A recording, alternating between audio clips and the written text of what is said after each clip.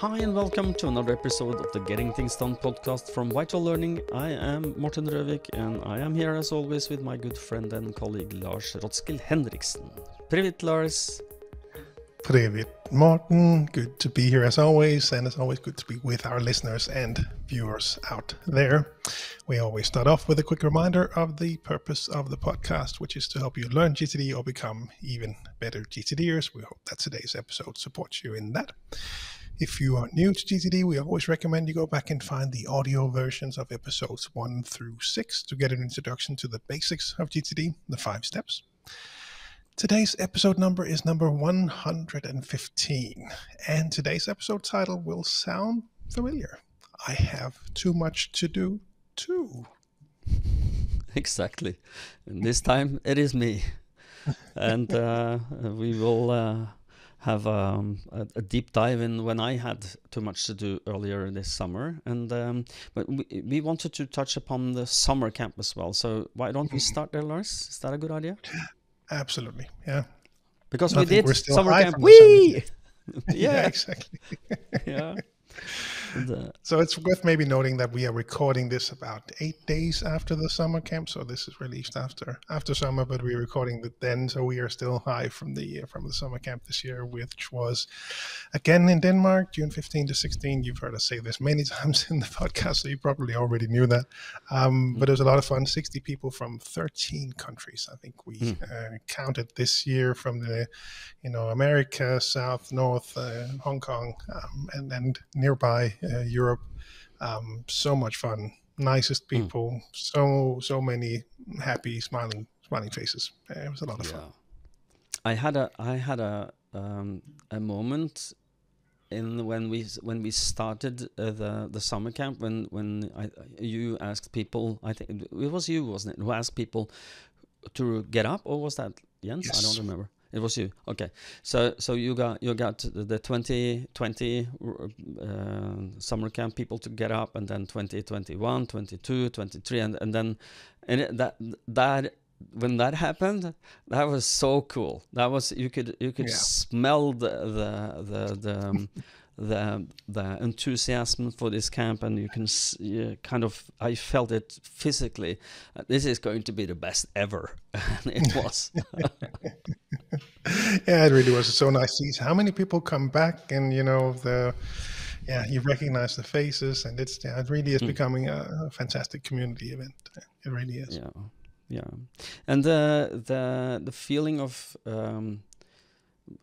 community is one thing, but the feedback I got, at least for the value of this for people coming, was very high. People loved it, and it is fun meeting people who think same like you, who thinks getting things done is cool and good for me, and I want to get better. And GTGers are the nicest people. End of story. Yeah, really are. So, they really are. Yeah. It was a lot of fun to see. I think there was a lot of, I really like to see, one of the things I like to see with this year was that, we are growing. So we were 60 people this year as opposed to, I think, around 40 last year. But there was still a lot of focus on the body aspects. People were really looking for that. And I've seen posts about this as well in the Facebook group that we have for summer camp participants, or in our Danish forum for the community. It's just so nice to see that people are really focusing on this and sharing how much value it has given them. So that was one aspect of the summer camp this year that I really liked.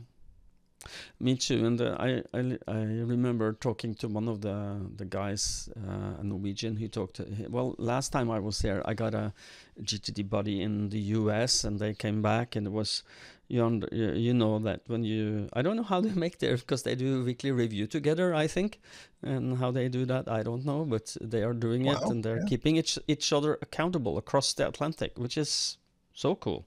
So cool. Yeah, very impressive. Yeah. And one thing I liked this year it was more time for mingling, for talking. This is highly appreciated, because the getting to know people and connect is really, really good. So, if you were there, thank you.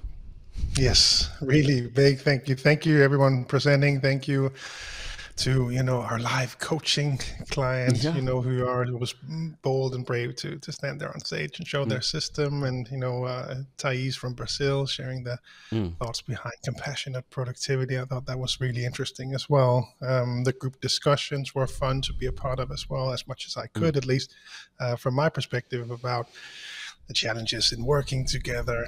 Mm. David and Ed were on separate occasions. It was a lot of fun. You were on as well, Morten, with your Mm. during Horizons of Focus together, and there Mm. were so many good things. Stola with his advanced high-tech Microsoft deep dive, that was really fantastic, with seeing how Mm. Copilot will help, hopefully, with our lists and summaries of Mm. meetings and all that going forward. Very interesting stuff, and fantastic Mm. weekend. And not to forget the GTD board game that Torbjørn, Mm. one of the Danish trainers, came with as well. That was played, I think, on all 3 days, or at least 2 days, where you would, Mm. do a weekly review, and there were 2-minute actions, and there were, I think, neurons or something. I didn't get to play it, but I was very No, me fascinated by neither. it. So hopefully we'll get to provide a link to that at some point in the future where people can buy it. Mm. Yes, indeed. And if you were not there, you know what to do next year. Same week, we think, but details will follow at gtdsummercamp.com. So, and we will of course tell you here in the podcast. Are you ready to return to today's topic, or do you have something else you'd like to mention? Let us do that, and we'll talk more about the summer camp next. Again, we have the evaluations being sent today, I think, as we record this, so we'll be able to talk more about it and what value it added for people. But what I've seen so far is just, again, reiterating Hans's message from last year. I think I found my tribe. I think that's I've heard multiple people use that phrase, so we may have to trademark that as well, and give credit to Hans every time, of course. But no, let's move on to the next topic. Yeah, well, this is the two alludes to that there's someone before me who had too much to do, and that was you, Lars. Maybe we could start. Maybe we could start just briefly. What happened with you? How's it going now? Is it going better? It is going better now, but that is because we are approaching summer. It is to some extent my ability to be able to block out and decide how to use my calendar. But it is also because there's just not that much going on in July. That just, the nature of our business. So there won't be, people aren't doing seminars because they're on vacations or summer breaks.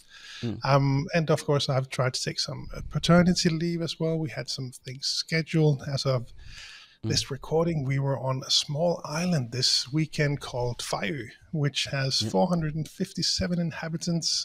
So we took some time for that as well. So I'm making sure that we balance all of these things out. It's getting to the right place now. I think I have the amount of work that I would expect to have, and as always, there are some things that I really want to get that done. So that's I think that is how that is my sort of default mode. So we're approaching that, and I'm fine with that. And let's see if I can schedule in some more room in the second half of the year to make sure that we can stay at this level. I think that will be doable. Can I ask you, Lars, how did you notice that you had too much to do? That is when did the coin drop?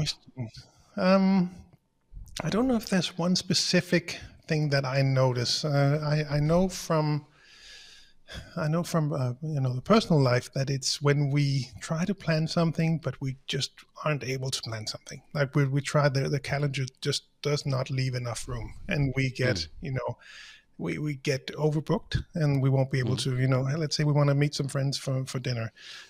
We just have to look too far into the future. I have just 2 friends from olden days that I want to meet with, and we have to look 6 months into the calendar before we can just go out for a beer. I mean, it's crazy. So that is one indicator, and I think there's Danish spontaneity for you. So that's one. And there are several. I think it's just when there are too many things on my should do pretty soon list. I think that's also an indicator. What is there? Is there one for you? Well, it is.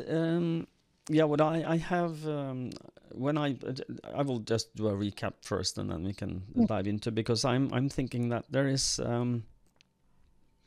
something you can physically feel when you get too much to do, and I got to that point. So that will be the cliffhanger. But just to give you the some of my background for this is that back in the day, in around 1999 to 2000, I had a burnout. And that was before I met GTD.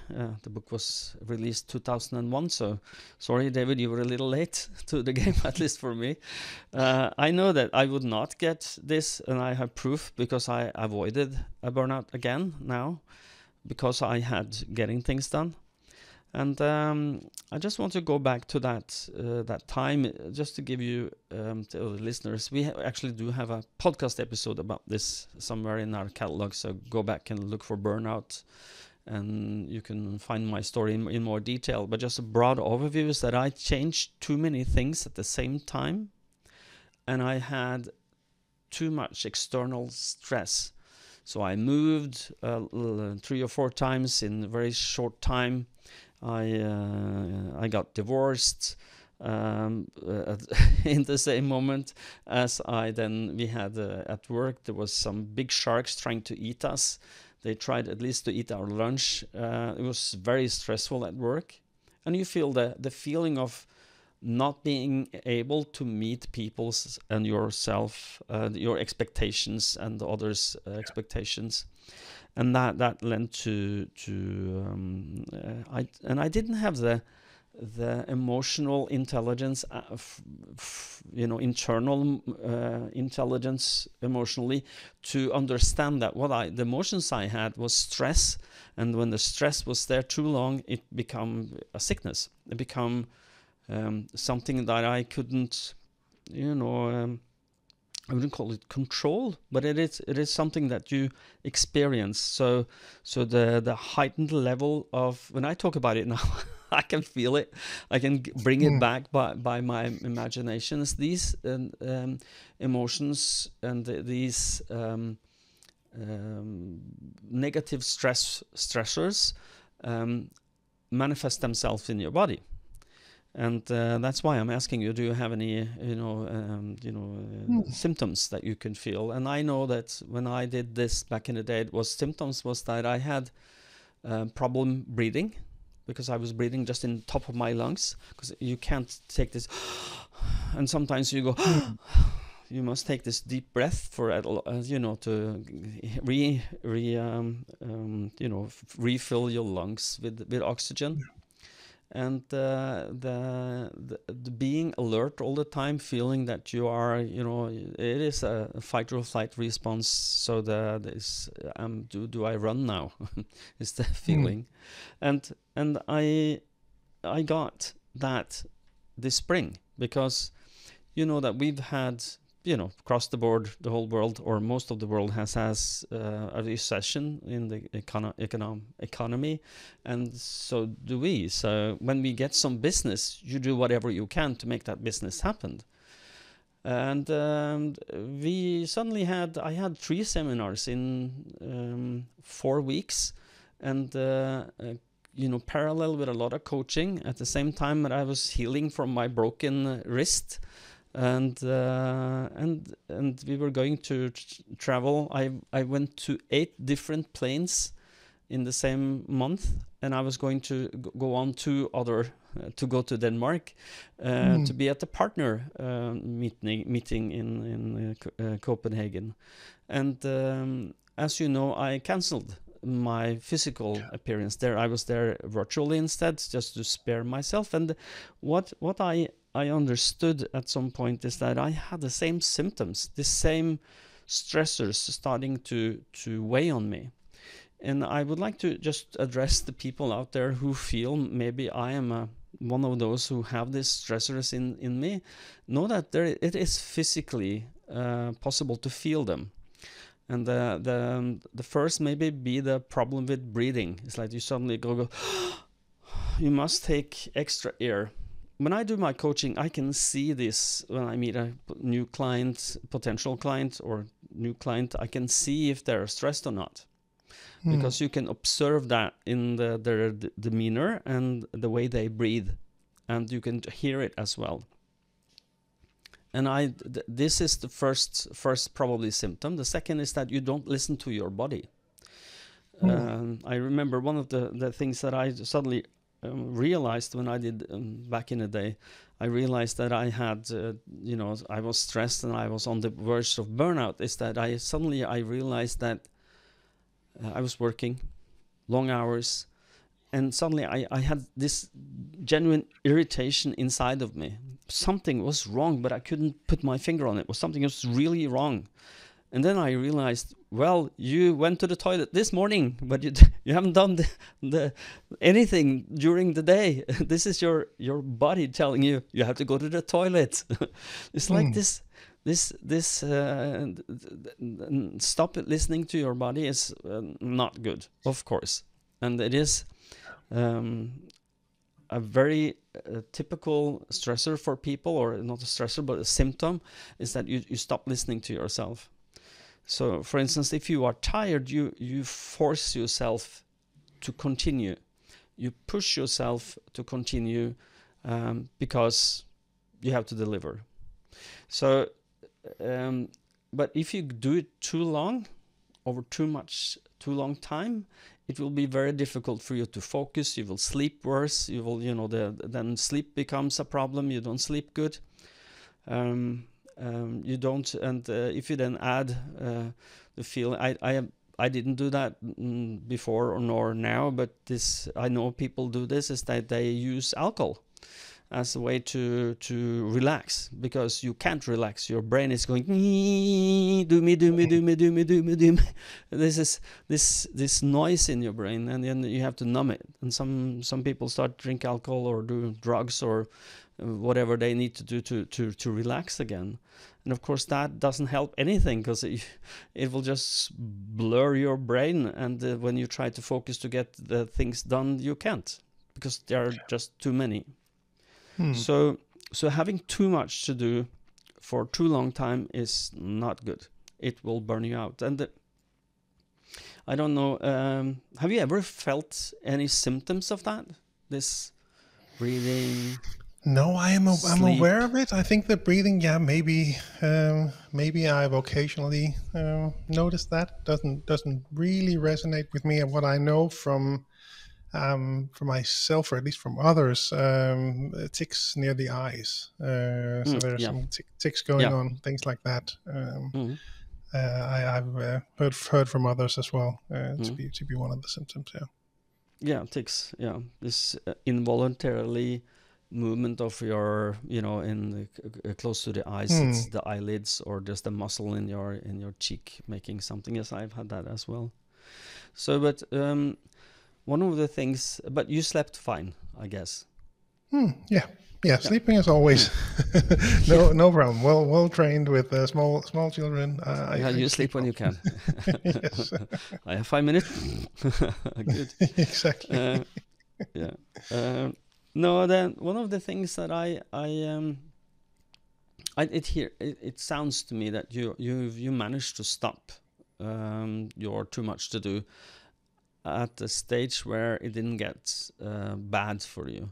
But if you had continued, you probably you could have ended in a burnout if you didn't stop. And I'm going to address some of the things that I think is some of the root causes of this. And one of the things that I think is probably the worst to shed is that you want to satisfy yourself and others' expectations of you. So if people expect you to do something, or you expect you to do something, that is probably one of the things that can lead to the feeling of, well, I don't deliver, I have to work harder. And then you work harder, and then you just get more and more tired. And when you get more and more tired, it's a very bad cycle. Because you can't make everybody happy all the time. So fear of letting people down, letting them. I don't know how Lars and how we come across in this podcast, but I'm sure people don't have a true picture of us. It's, you know, the picture that they see through this podcast is. I'm not inside your brain. I can't be, and nobody can be inside mine but me. And but one of the things that I think you can look like you're very successful, but if you have too much to do for too long and too much expectations from yourself and others on what you should deliver on, you will be at some point be sick. And it is very sneaky. It's like sneaks up on you. The symptoms becomes a little worse every day, and every day you don't take them seriously and do something about them, they add to the pile of burnout. And we there is if I'm not a psychologist, but there are some psychologists that have created something called the Jerks-Dodson's law, which is the stress law that we've I think we shared it on the podcast before us as well. Yeah, but we have with it the as stress PDF. curve and everything. I think yeah, so. The stress curve, yeah. Where the stress curve, you stay in stress too long, and because even, you know, I was going to say it's like even me can become have too much to do, but it is like any human. If people think that we are inhuman and can do anything, is no, we are human. And Lars and I, we have the same problem, is that when you reach your maximum capacity of what you actually can deliver on, you know, the 5 steps of getting things done, where you can, you know, you get more of the right things done, but at the same time, when you get more things done, you want to do more things. So it adds up. And if you don't know when to stop, and that is a big problem. If you don't know how do I know I have too much to do, then that's a problem. So my suggestion to anyone who feels that stress life, you can feel the symptoms that I'm talking about now, take a step back. I will tell you what I did. Back in the day, first time when I did this in 2000, I got a sick leave for way too long time. It becomes very chronicle, and I got so sick that I couldn't get out of bed for a long time. And when I get out of bed, it was so painful to go outside to meet people, was really difficult. And don't go there. I recommend you stay away from that. Don't go there. And it is really, really negative. If you get really burned out, I don't have any enemies in life, but that I know of at least. But if I had one, I would not recommend that to this person at all. I wouldn't. I don't. It is really, really not a good place to be. But to get out of it, it has to do with, well, I use my horizons of focus, where it says that I take care of me. That's the first, you know, top line. I take care of me, making sure that I am healthy, I sleep well, I exercise as much as I think I shall, and I protect myself. But when I understood that, you're not doing that now, that is the first instigator of doing something about it. So making sure that you have written down that you are the most important person in your life. You should, because you are. If you do that, you understand that nobody is helped by the fact that you get burned out or that you're burning yourself out. Nobody. Not you, not the people around you, not your boss, not your company. If you get sick, that's really bad for all parties involved. So taking that higher horizon look at myself was, and I suggested you do the same, is the first step, and then just take a little step back create a space of a few hours and step back and look at your calendar, look at your lists, and ask yourself, what can I shed now that I should not do now? That's not it may be urgent, it may be important, but I am not going to do that now. So for me, it was the first step was to realize this, and second step was to inform you, Lars, and the other partners in the group that I am now on the verge of going back to something I don't want to go back to. I have to take this seriously. I can't come to Denmark. I'm sorry. And just realizing that and telling you that helps. Tell the people around you, I am on the verge of burning out now. I feel I have some symptoms I have to take seriously. That is step number one. And the second idea would be to then just look at everything that can go. Just take it out and create some extra space for you. The problem with this is that when you start taking space, your whole body wants to start ticking things off. Your whole body wants to say, let me do something, let me do something, let me do something. Because if you're not doing something, you feel you will be even more behind. I don't know if that makes sense to you. Absolutely. But yeah. So the more behind you get, the more behind you get. But the idea is then when you and even if it is little on your lists and you don't have a lot on your calendar, still your whole body wants to continue doing. And then the idea is that you really have to just force yourself to do things that is not ticking off something on your lists or doing something. Just rest. Just don't do anything. Read a book. Look binge watch a Netflix series or something. Just take time for you and take time to take a step back. So, I can really recognize that also with, in my mind, I see that as momentum, and it's really difficult to change that. That is also why, even though, let's say my calendar up until 2 weeks ago was very busy, it certainly takes some time to actually getting used to the new pace, and perhaps there's tiredness involved, or perhaps there'll be other physical signs. It's also why I, whenever possible, try to have a longer summer break, because I really do find that there's a difference. So in Denmark, I know we are very lucky to have, a lot of people have 3 consecutive weeks of vacation at the summertime. And for me, it seems to be the case that after from weeks, at the end of the 2 weeks, that third week is just different somehow. There's just more. You're sort of, the momentum is down to vacation level. At least that's. I don't know if that will be the same for every year, but at least that's what I've seen in previous years, that there seems to be something that happens when for me at least, takes 2 weeks off, and then there's some more calm, and it's just a different type of break. So whoever can do that, I hope you're able to, because I do think that matters.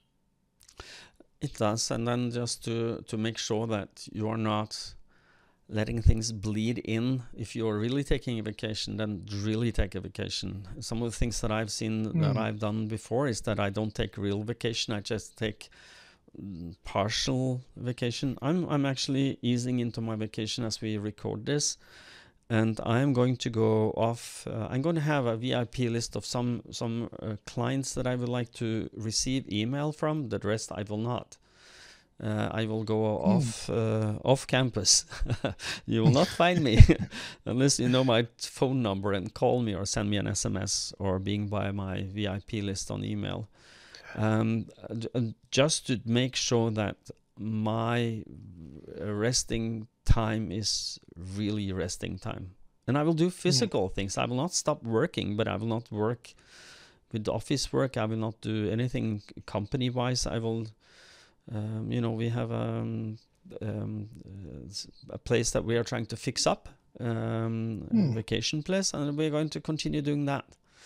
I'm going to build a new terrace, or part of a new terrace this summer, and I will continue painting, and that is going to be a little therapeutic to me. I don't know. Do you do something, Lars, when you do vacation, or you have small children? Yes, absolutely. That's very much doing something. No, so that's a good thing so we have 3 boys, one being 4 months after this recording, the others are 6 and 8. So the 6 and 8, 6 and 9 soon, are very they always play together, so they're frequently able to do their own thing. So we can certainly join their games, whatever they're doing, but oftentimes I will have time to do some work around the garden, and that is really how we relax. That's how we enjoy relaxing. I know some friends who will be able to go to Egypt and sit by the pool for a week and just read books and go for a swim, and that is, I can do that for short amounts of time. we have to go do something. It does not resonate well with me. It just doesn't trigger me. I don't enjoy it that much. I will sit there for an hour reading a book, and then we have to go diving to see if we can see a turtle or something. that is what we'll go to Cyprus later this year. Give me stimulation. Yeah. It's so from that perspective, it's good to have young boys. Yeah. Well, I have. I can sit still and read a book for some time, but I can't do it for a day. That's not possible, because I also need. It is something we both work with our brains, and the brain and fingers is what we use the most.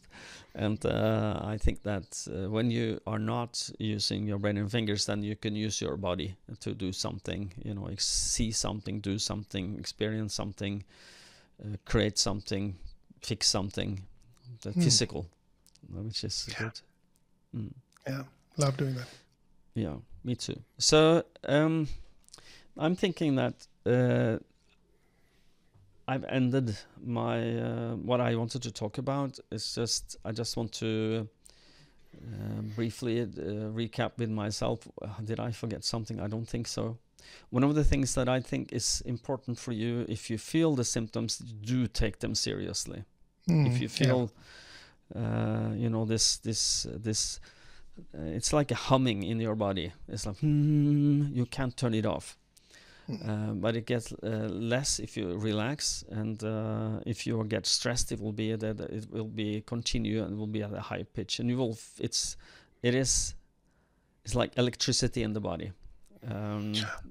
That's at least one of my symptoms. So, if you feel you are there, do something, please. Yeah. No, it's a really good tip, and I'm glad you shared it in this episode. It's something for me as well to become better at, because I know that one of my strengths and also a weakness is that I'm very good at focusing on things, but that means that I'm also ignoring other things, and ignoring those signs, as you say, can be really significant and have really, really big impacts. And that is something for me to train myself in as well, to become better at noticing, because I will be, amazingly blind to some very obvious things for other people. And those signs might be some. So maybe I did experience some of them and didn't notice. I don't know, but I'll be sure to keep an eye out for them in the future as well. Yeah. Well, ignoring your body and ignoring the emotions that you have is very typical. And, but I'm happy that you seem to find a balance, or at least a way to bounce back, and found a strategy, because I think that's what I lacked before. But now I do have that, and combined with the horizons of focus thinking that, I know I'm the most important person in my life. I have to be, because if I want to help others, I have to help me first. Which means that when I do something that's not good to me, I have to stop and think, are you going to continue doing that? No, maybe not. A good idea is to stop. And, at least that's what I think. So you've been warned in this episode. Do take these symptoms seriously. And there are some online tests. I think I have one that is that you can test if you are on the verge of burnout. You can if you listen to this in a podcast player, then go and check on YouTube. You will find it in the show notes. If you found that link, we will paste that link into the show notes so that you can take that test. And if you were looking for the burnout episode, that's episode number 49. Okay, burnout episode 49. So I hope that this episode has found you well, and that you are now, getting ready for an hectic autumn, and that make sure that you take care of you. So. Yeah. And One last thing to Lars, note from my end, yeah, before we wrap up. So as you just mentioned test, and I was just, one thing that has been on my mind lately was this new product that we are introducing from Core Strengths called yeah, SDI 2.0. So that is so cool. yeah, it is very cool. It is. I've been, showing it to so many people. So it's very briefly, and I hope I'm describing this correctly. A test to describe how you improve the relationships that you have with others, describing yourself, knowing your strengths, knowing your overdone strengths, not weaknesses, knowing how, what are your motives, how you react in conflict. I've learned, so much about myself with this, and I've shown it. It's not 2 hours ago in the last trainer meeting that we had that I showed. Okay, so if I'm going into a meeting with Morten, how do I communicate with Morten when things are going well? If things are not going well, it's very cool. We'll have to deep dive into that at some other point. Yeah. But the thing that go ahead. No, I was going to say that one of the things that I really like is that after you finished that, taking that SDI to, you can compare yourself with colleagues and friends if they have given them permission. So, and we are doing that in the Nordic region for all the trainers, and I've looked at some of the people I really know well, like Espen, you, Jukka, and Morten, and just compared people with me, and or at least my thinking on how you are as a person, it resonates because I know you fairly well. And I think, yeah, this is Lars. So don't do this, do that. So, but it is a very good tool if you're leading a team, or if you are in, with your family. If you want to communicate better, it's a very powerful tool. So sorry, I cut you. Yeah. Now, the what I wanted to highlight was, well, first of all, what motivates me. I am motivated by developing. I'll try that again. I am motivated by developing self-sufficiency in self and others. So I just thought that was a very, spot on motivation to have as a trainer. Now, what I wanted to mention was just as my overdone things. So what perhaps sometimes hinders my productivity as well. If we take it back to the GCD perspective, my number one is to be too analytical, obsessed. That I have an almost insatiable curiosity, need to understand how things work and why, and when they don't make logical sense to me, I just freeze. So that's one.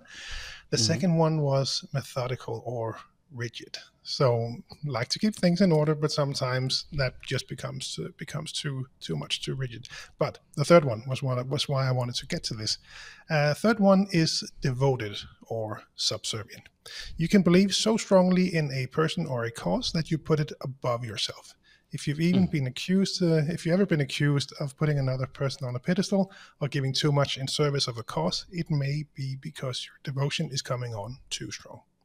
So it's just, it just reminded me when you said that, and part of it may be our passion for helping others as well, that sometimes this makes us blind, and that can show up in our line of work or in any other line of work. It really doesn't have to be just us. So just wanted to add that to the mix as well.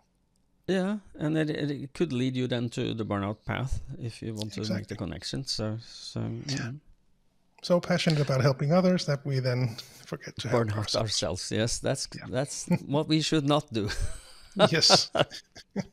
Well, I hope that you, the listener and viewer, understands that Lars and I, we are human beings with a lot of flaws, but we love what we teach, and we would like to give it to you. A lot of flaws. That was a high number. No, I'm kidding. Yeah, well, we do. we have do. A lot of flaws. We are humans. All humans are flawed, and but we are here creating this podcast to help others. Maybe not fall in the same pitfalls we've fallen into, or not doing the same mistakes as we've done before. And I genuinely hope that we are helping people out there. And And if you do find this helpful, please feel free to connect with Lars and me at LinkedIn, because if you want to help us a little, that would be very beneficial if you start following us, or just send us a connection request. Just write GTD or GTD podcast or anything that you find beneficial as a message, and we will add you. And we share a lot of the things that we do professionally there at LinkedIn, and probably will give you some value. At the same time, if you see something that we posted, if you like that, it helps us spread the message to others. So feel free to follow us or connect with us at LinkedIn. So now, Lars, it's your tour. Take us out. No, but I think you gave the good take us out plug, because I don't have a gtdsummercamp.com thing to point to yet. We have some ideas, as you already mentioned, as to when it will take place, but as of this recording, we don't have anything set in stone yet. But who knows? Maybe there's already something there, so perhaps go and check gtdsummercamp.com to see if there are any news about the 2025 GTD Summer Camp. All I know is that it's going to be great. A lot of nice people, room for more. So we'd love for you to join us. But we'll make sure to mention the dates as soon as they are fixed. And the other reminder that we normally give is to head on over to VitalLearning.eu. That is where you'll find links to all of the country websites in each of the countries that operate under the Vital Learning group. And you'll find information about GTD and coaching, speeches, seminars, everything within GTD, crucial conversations, etc. So you'll find all of that there on VitalLearning.eu. And if you are outside the countries that we operate in, then be sure to head on over to cruciallearning.com to find your local partners. Indeed. And if you are in a country where Crucial Learning does not operate, then it's gettingthingsdone.com would be a good idea to go to. So, And now it is my great pleasure to do what I often do, is to say some words at the end. You've heard me several times saying exactly the same thing, but I think it is a good one. Until next time, stay safe and stay productive. Bye-bye. Bye, everyone.